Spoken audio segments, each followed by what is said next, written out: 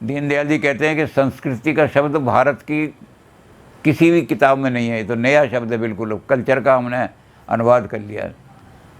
हमारी किताबों में संस्कार, और कहते हैं मलयालम भाषा में तो अभी तक संस्कृति का शब्द नहीं गया है। वहाँ लिखा जाता है संस्कारवान आदमी है ये आदमी संस्कारवान है, और ये संस्कार दिए जा रहे हैं हम। तो कहते हैं ये संस्कार की बात जो है ये भारत में दिया जाता है कि संस्कार, और संस्कारों की बात में हम कहेंगे तो संस्कार को हमें देखना पड़ेगा कि जो संस्कार मानव की शारीरिक कल्याण की बात करते हों या मानव के कल्याण की बात सोचते हैं वो अच्छे संस्कार हैं, और जो मानव के संस्कारों को संकुचित कर दें, बस मैं ही सुखी बनूं दूसरे ना बने, ये बैड संस्कार हैं। संस्कार का मतलब होता है इम्प्रेशन। वो कहते हैं हम समाज में रहते हैं, वहाँ से संस्कार ग्रहण करते हैं, अच्छे संस्कार भी मिल जाते हैं, क्योंकि जैसे लोगों के साथ हम बैठेंगे उसमें सबसे पहला संस्कार मिलेगा डिमॉन्स्ट्रेटिव इफ़ेक्ट। इसको इन्होंने कहा इमिटेशन, साइकोलॉजी में इसको कहते हैं डिमॉन्स्ट्रेटिव इफ़ेक्ट।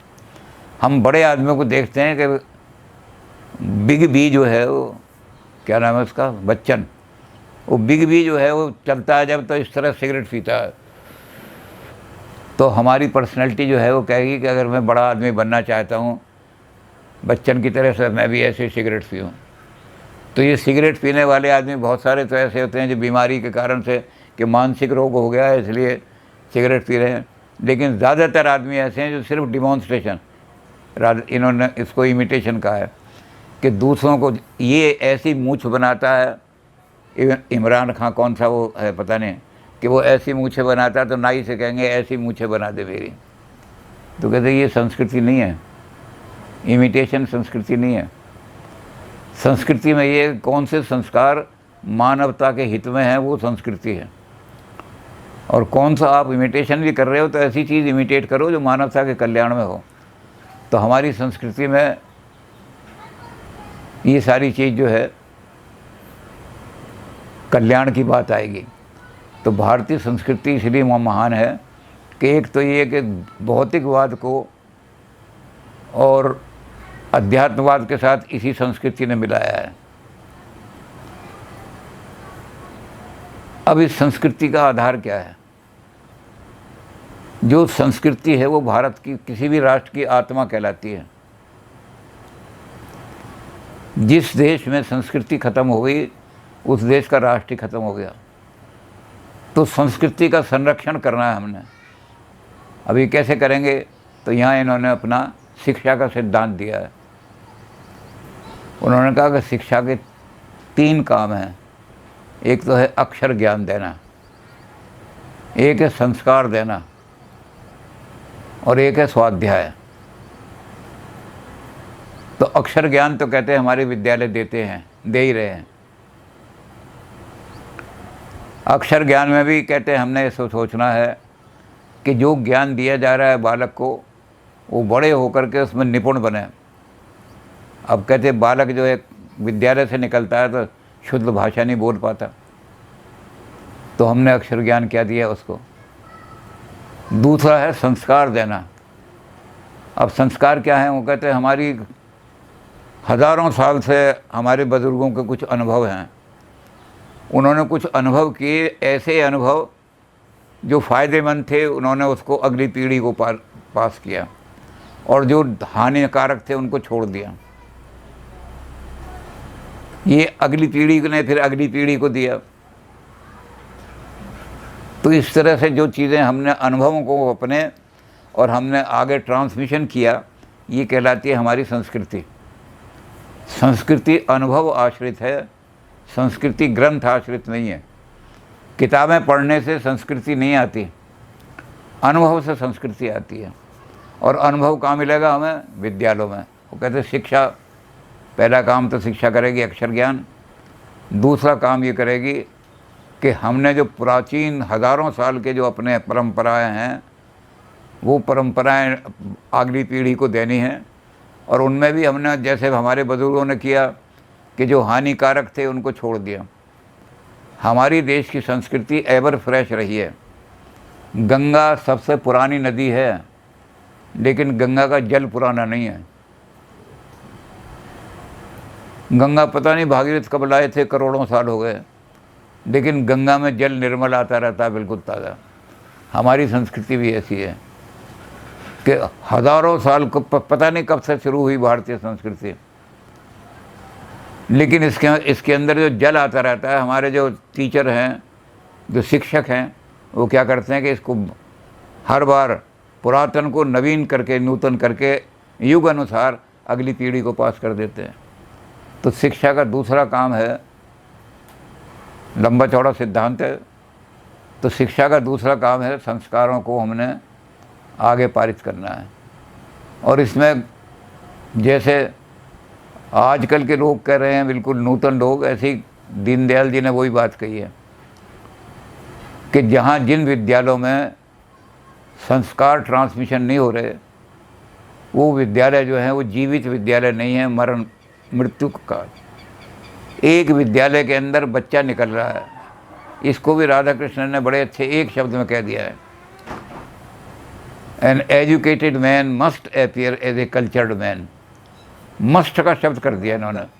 तो अपने शिक्षा सिद्धांत में इन्होंने दूसरा सिद्धांत ये रखा कि संस्कार दो बच्चे को, और संस्कार हर एक आदमी नहीं दे सकता, वो शिक्षक ही दे सकता है।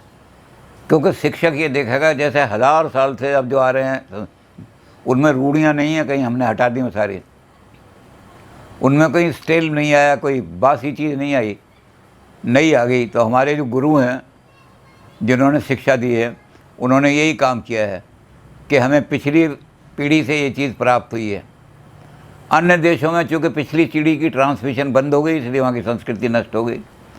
ये ट्रांसमिशन शिक्षा करेगी हमारे शिक्षा संस्थान, कि अपना हज़ारों साल का अनुभव लेकर के जो हमारे तक आया है, जैसा मंज करके आया है, छन करके आया है, उसको हम भी ऐसे ही छानें। इसके लिए बड़ा अच्छा शब्द प्रयोग किया है, शिफ्टिंग। छलनी जैसे होती है, तो छलनी क्या करती है, कूड़ा नीचे छान देती है, गेहूँ ऊपर रह जाते हैं। तो कहते हैं ये शिफ्टिंग का काम शिक्षा करेगी। अच्छा, शिक्षक चूँकि पढ़ा लिखा होता है, बहुत ज़्यादा ज्ञानी होता है, इसलिए वो देख लेगा कि अब जो ये परंपरा है पुरानी आ रही है हमारे पास पिछली पीढ़ी से। पिछली पीढ़ी में यह था कि औरत को अपना शरीर का अंग जो है वो पर पुरुषों के सामने नहीं खोलना चाहिए, तो औरतें सब पर्दे में चलती थी। और अब नया युग आया, तो हमारे टीचर्स ने कहा कि नहीं, लड़कियां भी लड़कों के साथ पढ़ेंगी और अपना मुंह ढक के थोड़ी आएंगी, तो पर्दे का हटा दिया बिल्कुल। और नई पीढ़ी को ये कर दिया कि रुख के पर्दे को हटाया, तो बहुत खूब किया, बहुत अच्छा किया तुमने, अपने रुख के पर्दे को हटा दिया, अंधकार में नहीं रहोगी तुम अब। तो रुख के पर्दे को हटाया तो बहुत खूब किया, पर्दे शर्म को दिल से ना हटाना हरगिज़। तो हमने संस्कार दे दिए उन्हें कन्याओं को कि देखो, अपनी लज्जा का सौदा मत करना किसी से, लज्जा अपनी रखना, लेकिन मुख पर से पर्दा हटा दो। तो अब टीचर्स ने जब ये अगली पीढ़ी को दे दिया, तो आज कोई भी पर्दा करके नहीं आती, पर्दा लगा के नहीं आती। तो टीचर ही शिफ्टिंग का काम कर सकते हैं। शिक्षा क्या काम करेगी कि संस्कार देने के लिए शिक्षक से अच्छा कोई माध्यम नहीं है। और तीसरी चीज़ ये है कि हमारी शिक्षा डिग्री पर ख़त्म नहीं होती।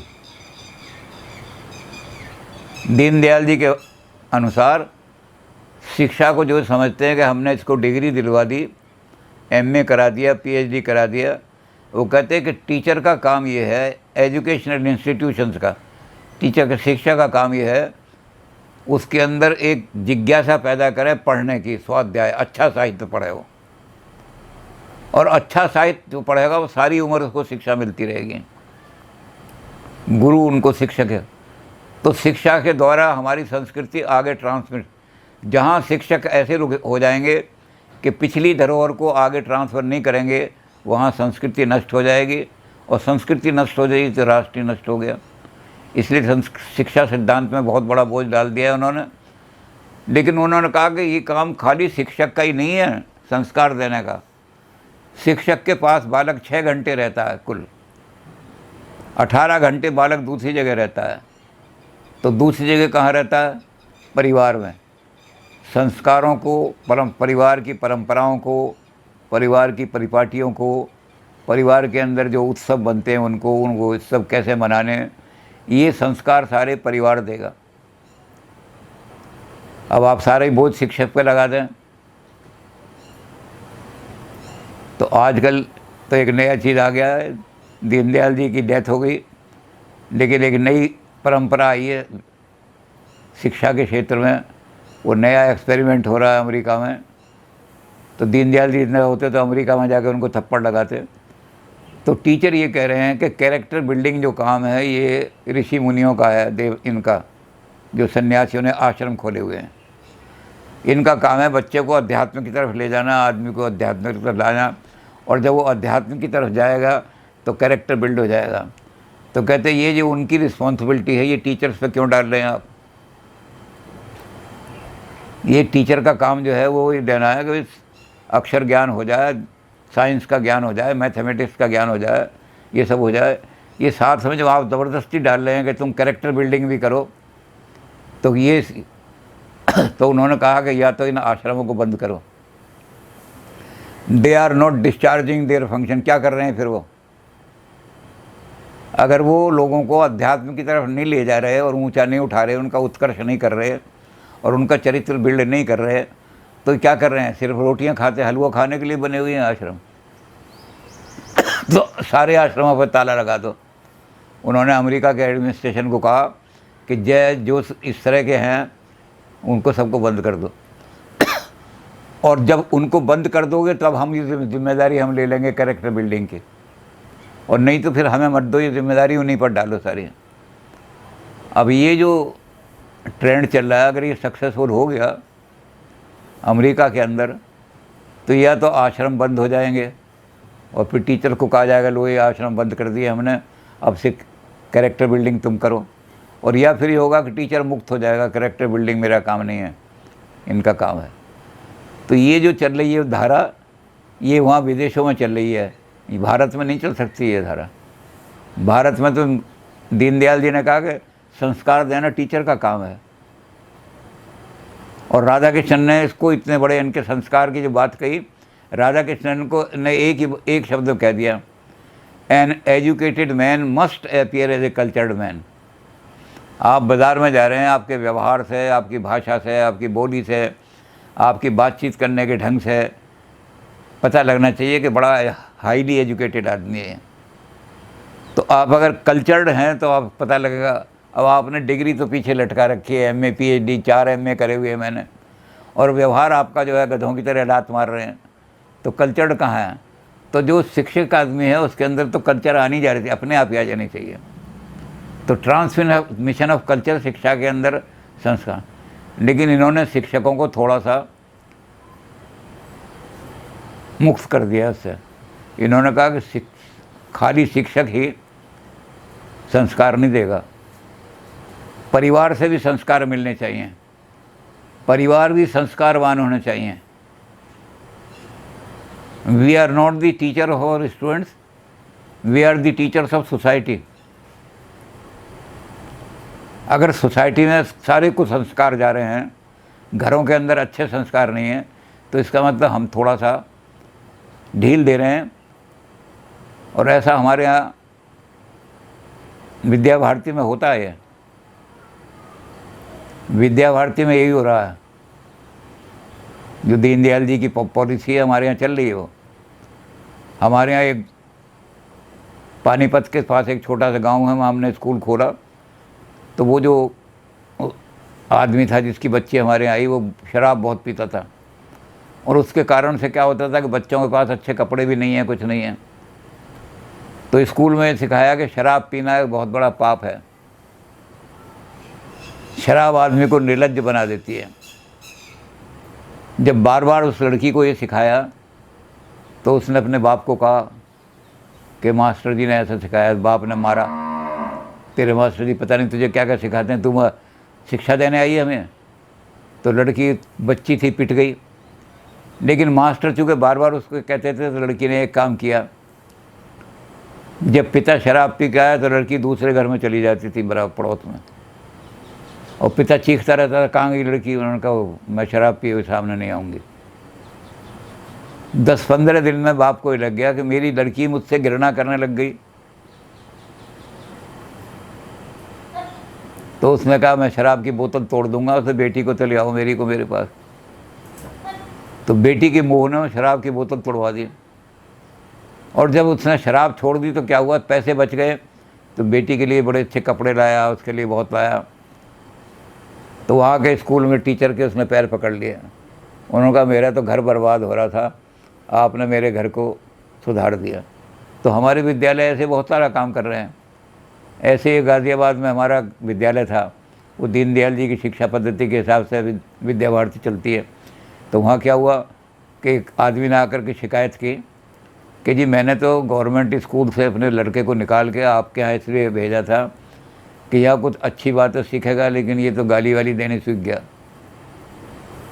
तो कहने लगे हमारे यहाँ गाली नहीं सिखाई जाती। जो कि नहीं, ये तो घर में जाके गाली गलौज करता है। उन्होंने कहा हम आएंगे, यहाँ तो नहीं करता, यहाँ तो बड़ी अच्छी भाषा बोलता है, तो जब ये घर में होगा हम आएंगे। तो वो मास्टर जो थे उसके क्लास टीचर 2 वो वहाँ चले गए। और जैसे ही वो पौड़ियों में पहुँचे तो ऊपर झगड़ा हो रहा था। तो वो अपनी पत्नी को बड़ी गंदी गंदी, माँ बहन की इतनी गंदी गंदी गालियाँ दे रहा था, बहुत ज़्यादा। तो वो मास्टर जी ऊपर चले गए। मास्टर जी ने कहा कि गालियाँ देना आपका काम है, कर्तव्य है, करो आप, हम रोकने नहीं आया आपको। आप अपनी पत्नी को खूब, इससे भी गंदी कोई हो सके तो गालियाँ नहीं करो, लेकिन एक हमारी बात मान लो कि जब गालियाँ दो तो इसे बच्चे को अपने को कह दिया करो बेटा तू बाहर चला जा, मैंने गालियाँ देनी है। ये गालियाँ यहाँ सीखता है आपके यहाँ, आपके घर में। आप कृपा करके इतना कर दो कि खूब गाली दो अपनी पत्नी को, हम नहीं रोकेंगे, क्योंकि हमारा काम नहीं है रोकना। हमारा काम अपने बच्चे को अच्छा संस्कार देना है। तो आप इतना किया करो कि हमारे बच्चे को पहले कह दिया करो कि अब मैं गाली दे रहा हूँ तेरी माँ को बहुत ज़्यादा, तू चला जा। उसने हाथ जोड़ कर कहा जी आज से मैं बच्चे के सामने गाली नहीं दूंगा। तो ये उनका जो दीनदयाल जी की शिक्षा पद्धति है वो घरों तक पहुँच गई है। घरों को संस्कार बना रहे हैं स्कूल के, हमारे स्कूल के टीचर बच्चों को ऐसे संस्कार दे रहे हैं कि घरों की काया बदल दी है। तो ये कहते थे कि घरों को भी संस्कार बनाओ। ये शिक्षा कहीं दुनिया में नहीं मिलेगी आपको ऐसी कि जो सोसाइटी को भी संस्कारवान कर दे। और अगर ये शिक्षा पद्धति अच्छी तरह फैल गई तो हमारे घरों में, केवल घरों घरों में संस्कार पहुंच जाएंगे। कहीं भी कुकर्मी बालक और ऐसे बालक जो अपराधियों बच्चे पैदा नहीं होंगे। तो दीनदयाल जी का शिक्षा सिद्धांत। और तीसरा उन्होंने कहा कि आदमी को जब स्वाध्याय सिखा देंगे आप, सारी ज़िंदगी वो अच्छे अच्छे ग्रंथ पढ़ता रहे, तो आदमी ऐसे लोगों को खोजेगा जहाँ उसे वो अच्छे ग्रंथ मिल जाएं, उनको समझाने वाले मिल जाएं। तो स्वाध्याय उसको कहाँ ले जाएगा, सत्संगत में। आप बच्चे के अंदर जिज्ञासा पैदा करो ज्ञान की, बट डिग्री नहीं। अब तक तो हम कोर्स की किताब पढ़ा रहे थे, इतने कोर्स में इतना है, ये देखे। अब तो हमें कर दिया कि ज्ञान का शौक़ पैदा कर दिया, और ज्ञान में भी कर दिया अच्छा 100 अध्याय, अच्छे का अध्ययन करो। तो जब अच्छे का अध्ययन करोगे तो आप ऐसे लोगों में बैठोगे। अब रामायण का आप जो अध्ययन करते हैं तो रामायण की जहाँ कथा हो रही होगी, रामायण वाले बैठे होंगे वहाँ। आप महाभारत का, गीता का अध्ययन कर रहे हैं तो वहाँ जाएंगे जहाँ गीता के लोग बैठते हैं। तो तीनों जगह को शिक्षा सुधार देगी। स्वाध्याय कर दोगे तो अच्छे सत्संग में जाएगा बच्चा, लेकिन शिक्षा पे बोझ डाल दिया सारा। दीनदयाल उपाध्याय जी का शिक्षा सिद्धांत जो है बहुत विस्तृत सिद्धांत है, और सारे समाज को, और जब सारे समाज में अपनी संस्कृति का बोध हो जाएगा, सारे लोग बच्चे संस्कारित हो जाएंगे, तो समाज कभी नष्ट नहीं होगा।